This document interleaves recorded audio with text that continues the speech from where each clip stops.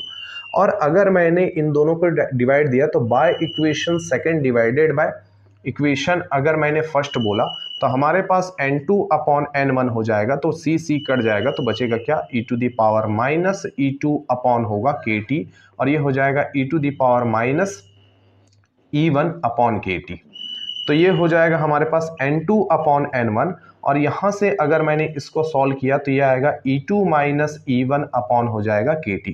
तो n2 upon हो जाएगा n1 और E, और हमने अभी देखा है कि E2-E1 जो ट्रांजिशन E1 से E2 में होगा उनके बीच एनर्जी डिफरेंस कितना होगा या फिर ऊर्जा का अंतर कितना होगा, वो होगा h न्यू के बराबर। तो ये हमारे पास इस तरीके से हो गया, इसको मैंने बोला इक्वेशन नंबर थर्ड। ठीक है, ये हमारे पास इस तरीके से आ गया। इक्वेशन नंबर थर्ड हम लोगों ने देख लिया। अब इक्वेशन नंबर थर्ड के लिए एक और फॉर्मूला हम निकालते हैं, लेकिन उससे पहले थोड़ा सा ध्यान देते हैं।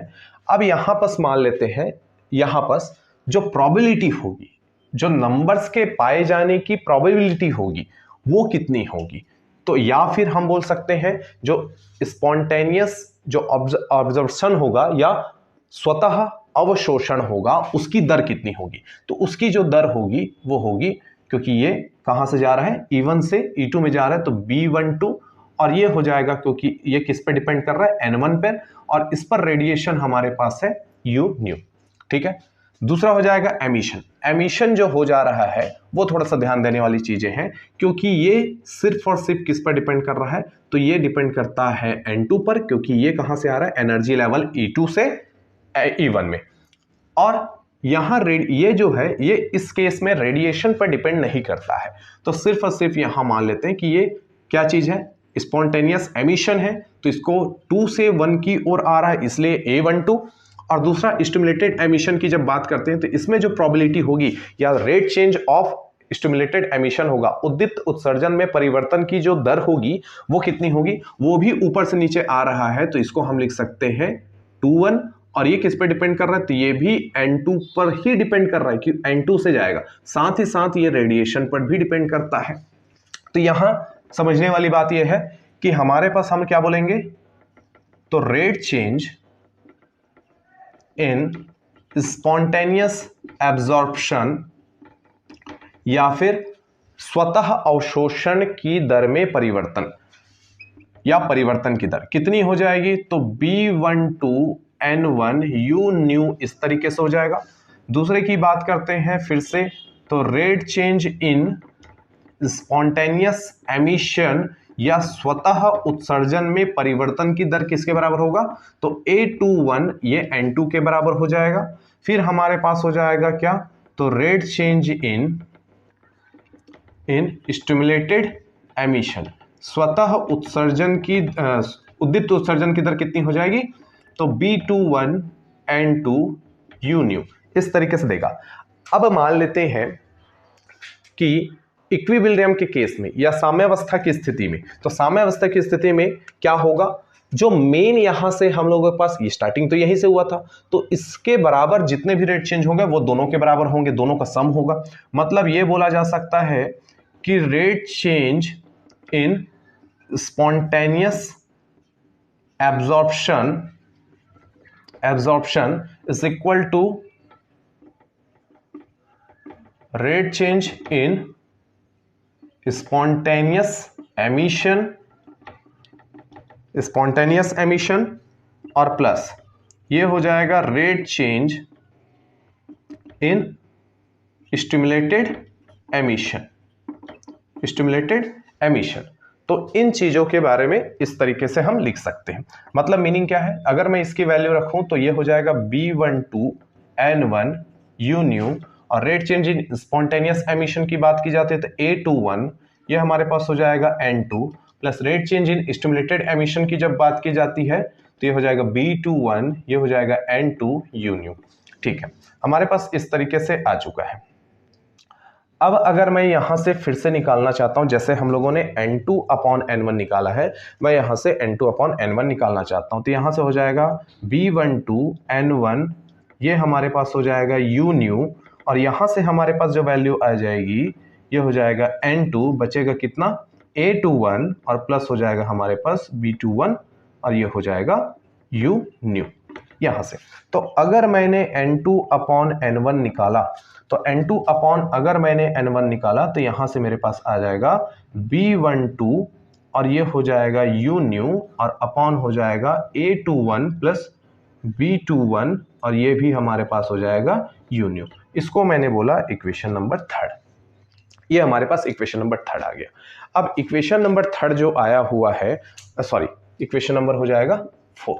तो मैंने बोला N2 अपॉन N1 जो इक्वेशन थर्ड है और N2 अपॉन N1 जो इक्वेशन 4 है, इन दोनों को अगर मैं कंपेयर करता हूं, अगर मैंने इन दोनों को कंपेयर किया तो दोनों को कंपेयर करने पर हम लोगों को क्या मिलेगा, तो अगर मैंने यहां से लिखा तो by equation third and equation 4, तो इक्वेशन थर्ड और इक्वेशन 4 से अगर लिखता हूं तो मेरे पास आया B12 U न्यू अपॉन आ जाएगा A21 प्लस हो जाएगा B21 और ये हो जाएगा U nu is equal to e to the power minus h nu by KT।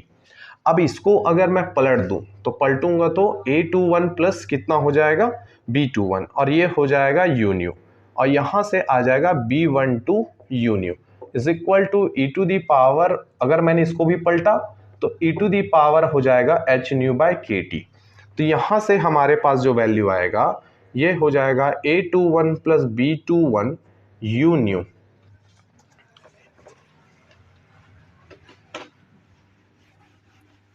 तो हमारे पास फिर क्या बचा, तो इसको अगर मैंने ट्रांसफर किया तो B12 U न्यू हो गया e टू दी पावर हो गया h न्यू बाई KT, क्योंकि हमें रेडिएशन एनर्जी डेंसिटी निकालनी है, विकिरण ऊर्जा घनत्व निकालना है, मतलब हम किसके बारे में बात कर रहे हैं, U न्यू के बारे में। तो उधर अगर मैंने ट्रांसफर किया तो मेरे पास आया A21, तो यहां से आ गया B12 U nu e to the power h nu by KT और ये माइनस हो जाएगा B21 U न्यू।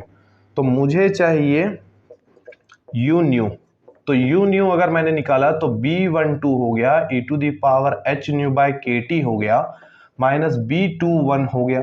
तो यहां से अगर मैं U न्यू की वैल्यू निकालता हूं तो मेरे पास आया A21 upon B12 e to the power h nu by KT minus हुआ B21। तो यहां से U न्यू की जो वैल्यू है, अगर मैं यहां A21 और नीचे से मैंने कॉमन निकाला B12 तो अंदर बचेगा e to the power h nu by KT और माइनस हो जाएगा B21 अपॉन हो जाएगा B21। इसको मैंने बोला इक्वेशन नंबर 5। लेकिन हमें यह भी पता है, क्या पता है, कि according to Planck's radiation formula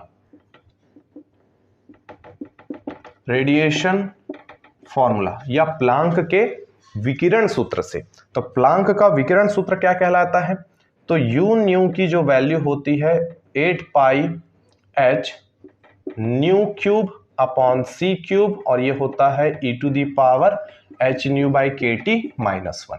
तो मैंने बोला इसको इक्वेशन नंबर 6, ये स्टैंडर्ड फॉर्मूला है जो प्लांक ने दिया था। तो कंपेयर करते हैं, तो बाय इक्वेशन 5th एंड 6 अगर इक्वेशन 5th और 6th से मैं देखता हूं तो ध्यान देना, यहां इस पूरे की जगह अपने पास क्या दिया हुआ ये, और इस पूरे की जगह हमारे पास क्या दिया है, लगभग लगभग सेम दोनों दिख रहे हैं। तो यहां से A21 ऑन B12 की वैल्यू कितनी है, 8 pi h new c cube. तो ये हमारे पास एक फॉर्मूला। और दूसरे हम बात करते हैं e to the power h nu by kt है, और साथ में यहाँ पास हमारे पास कुछ है और यहाँ पास 1 दिया। तो कंपेयर करेंगे तो यहाँ से B2 का कंपेयर इससे करते हैं, तो B21 अपॉन आ गया B12 इज इक्वल टू 1। मतलब हम कह सकते हैं कि B21 इज इक्वल टू हो गया B12 के बराबर। तो ये दोनों जो हमारे पास आए हुए हैं यही हमारा आंसर है, यही डेरिवेशन है। अच्छा, हम और इसको क्या लिख सकते हैं, इसको लिख सकते हैं तो A21 B12 देखो डायरेक्टली प्रोपोर्शनल है किसके, तो हम न्यू अपॉन सी को लिख सकते हैं, मतलब इसके डायरेक्टली प्रोपोर्शनल है। या फिर इसी को हम क्या लिख सकते हैं, A2 अपॉन B12 इस डायरेक्टली, इसको हम और क्या लिख सकते हैं, तो 1 अपॉन लैम्डा भी लिखा जा सकता है। तो ये अपने पास इस तरीके से आया, क्यों, क्योंकि वेलोसिटी इज इक्वल टू हमारे पास होता है फ्रीक्वेंसी इनटू वेवलेंथ, या फिर वेग बराबर हो जाता है हमारे पास कितना, आवृत्ति गुणित तरंग दैर्ध्य। तो ये सारी चीजें हमारे पास हो जाती है आइंस्टाइन कोफिशिएंट के लिए, क्योंकि यूज होता है लेजर ऑपरेशन के लिए।